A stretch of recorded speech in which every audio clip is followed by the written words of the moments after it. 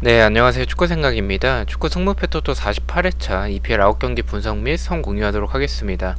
일단은 9경기로 좀 경기 수가 많기 때문에 한 경기당 2분 내로 좀 말하도록 간단하게 준비를 해왔고요. 시작 전에 구독과 좋아요 한 번씩 부탁드리도록 하겠습니다. 자, 1번 경기입니다. 레스터 대 아스날의 경기입니다. 레스터는 브랜드퍼드에게 2대1 승리, 아스날은 빌라에게 3대1로 이겼습니다. 일단 레스터가 경기력이 좋다라고 보긴 좀 어렵긴 합니다. 하지만 그래도 이번 시즌 좋은 모습을 보여주는 브랜드퍼드를 잡았습니다. 저는 일단 승패 방향일 것 같긴 했었는데 브랜드퍼드 승이 조금 더 가까워 보였습니다. 그만큼 레스터가 원정에서 워낙에 좋지 않은 팀이고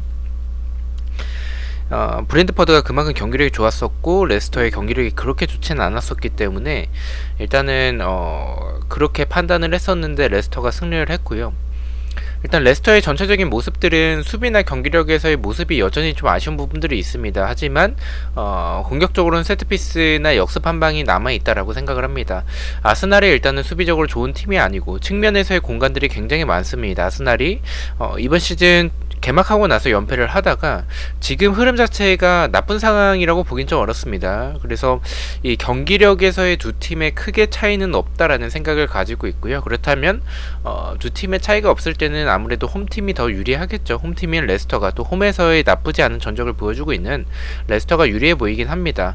하지만 레스터도 지금의 경기력은 제 시선으로 봤었을 때는 좀 믿기 어렵다라는 생각이 듭니다. 그래서 이 경기는 레스터가 유리해 보이는 건 맞지만 단통을 가기에는 좀 불안한 경기고 무승부까지는 좀 가져가는 게 좋지 않을까라는 생각이 들었습니다. 승무 투픽 추천드리도록 하겠습니다. 자, 2번 경기입니다. 벌리 대 브랜드퍼드의 경기입니다. 벌리는 사우스햄튼과 2대2 무승부, 브랜드퍼드는 레스터에게 2대1로 패배를 했습니다. 저는 개인적으로 이 경기 좀 쉽게 결정을 했습니다. 브랜드퍼드가 레스터와의 경기 때 좀 아쉬운 부분도 있었긴 하지만 지금의 벌리의 이런 경기력적인 부분들 그리고 수비적으로 굉장히 좀 불안한 부분들이 많습니다.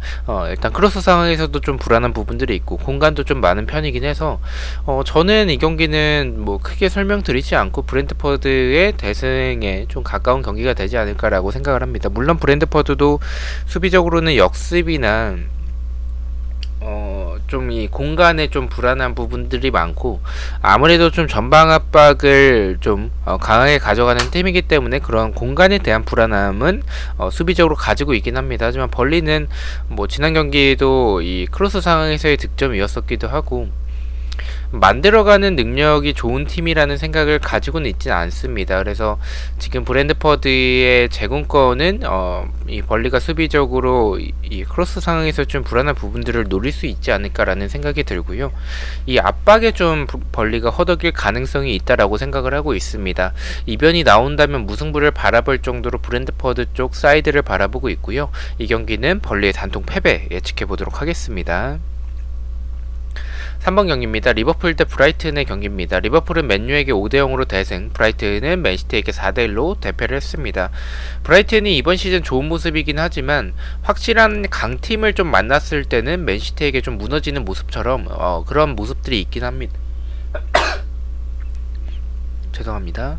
그런 모습들이 있긴 합니다. 리버풀의 흐름과 경기력이 나쁜 상황은 아니긴 해서 이 경기도 좀 리버풀 사이드를 무난하게 보는 게 좋지 않을까라고 생각을 하고 있습니다. 다만 리버풀과 맨시티 둘 중 한 팀은 좀 부러지지 않을까라고 생각을 하고 있고요.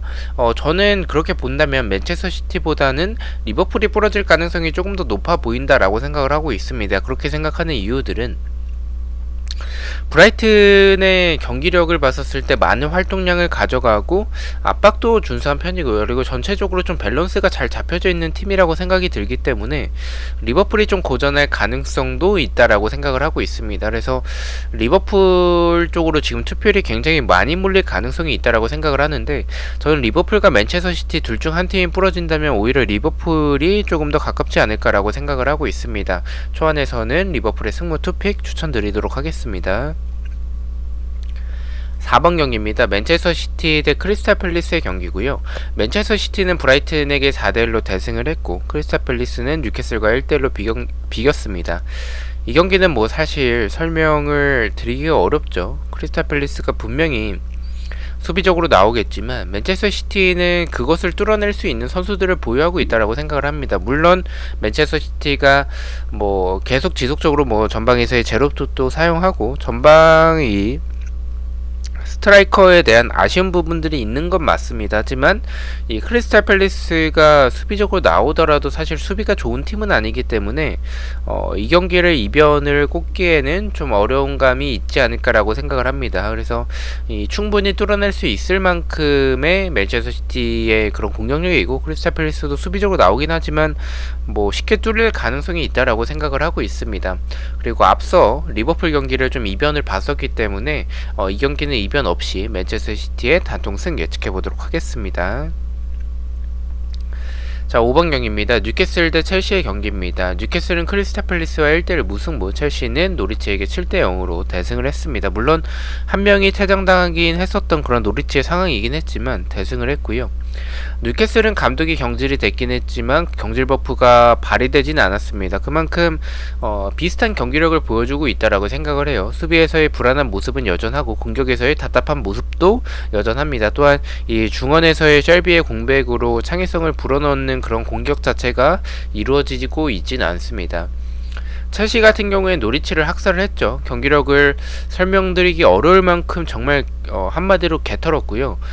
이 경기 역시 좀 대승이 나올 것으로 생각을 합니다. 첼시가 수비적으로도 단단한 모습을 보여주고 있고 그리고 공격적으로도 사실은 굉장히 좋은 모습을 보여주고 있다라고 생각을 해요. 뉴캐슬이 수비가 단단한 팀이었으면 모르겠으나 단단한 팀이 아니고 분명히 또 이번 경기도 수비적으로 나오고 좀 역습 형태를 노릴 텐데 저는 첼시가 경기가 풀리지 않더라도 세트피스에서라도 득점은 만들어낼 수 있지 않을까라고 생각을 합니다. 뉴캐슬이 또 세트피스에서의 불안한 모습들이 있기 때문에 그래서 저는 이 경기는 이변을 보고 있지는 않습니다. 경질 후에 크게 차이가 없는 뉴캐슬의 경기력이라면 의심을 하고 있지 않고요. 뉴캐슬의 단통 패배 예측해 보도록 하겠습니다.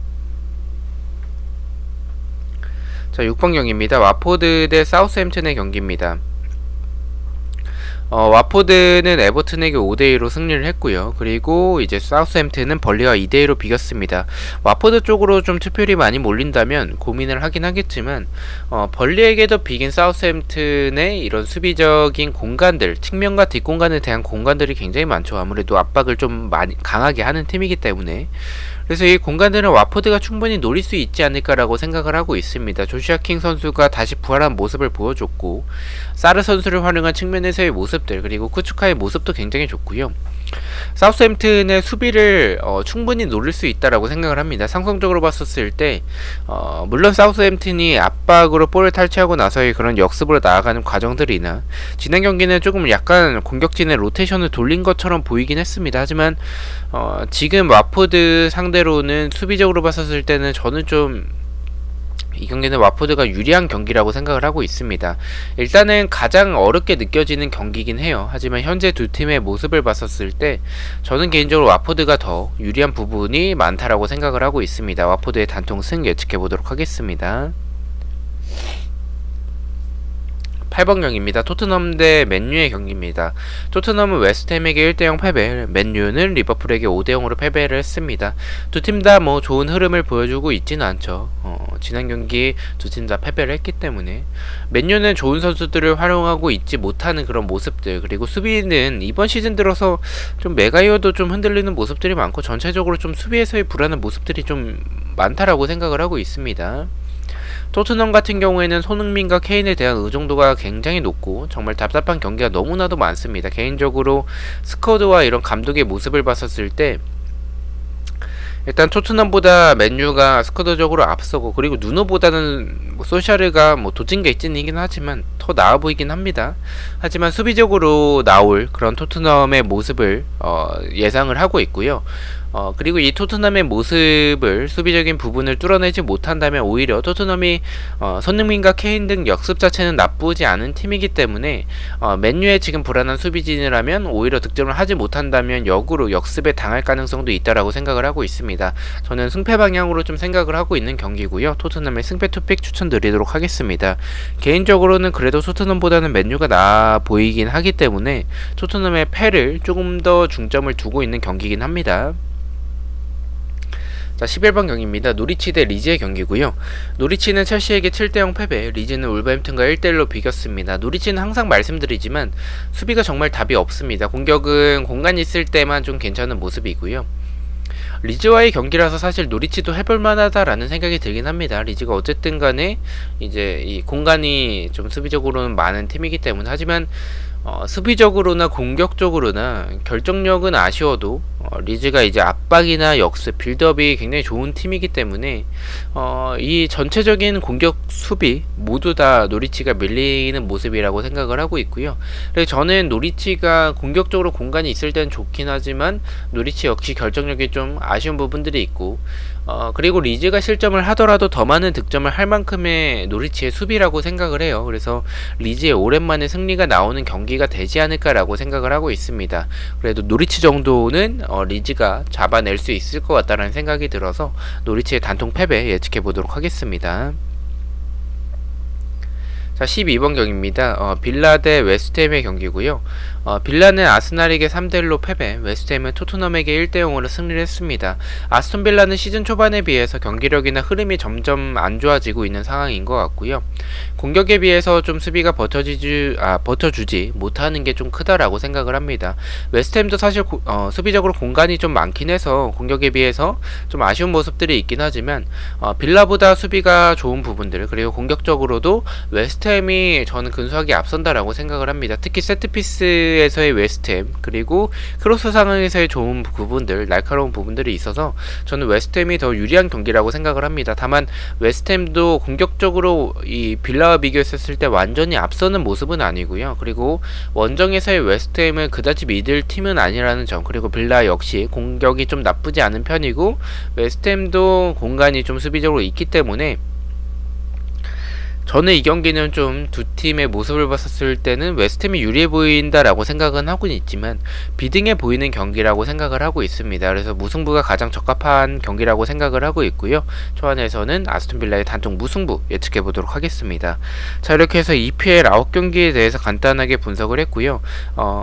제가 커뮤니티 공지글에 올렸다시피 원래는 제가 내일 저녁에 이 최종픽 영상을 올리지만 이번 주는 주중에 또 라리가 경기들이 있어서 또 주말에 라리가가 들어오죠. 그래서 이 금요일에 이 최종픽과 독식픽 영상으로 다시 찾아뵐 것 같습니다. 시청해주셔서 너무나도 감사드리고 구독과 좋아요 너무나도 감사합니다. 감사합니다.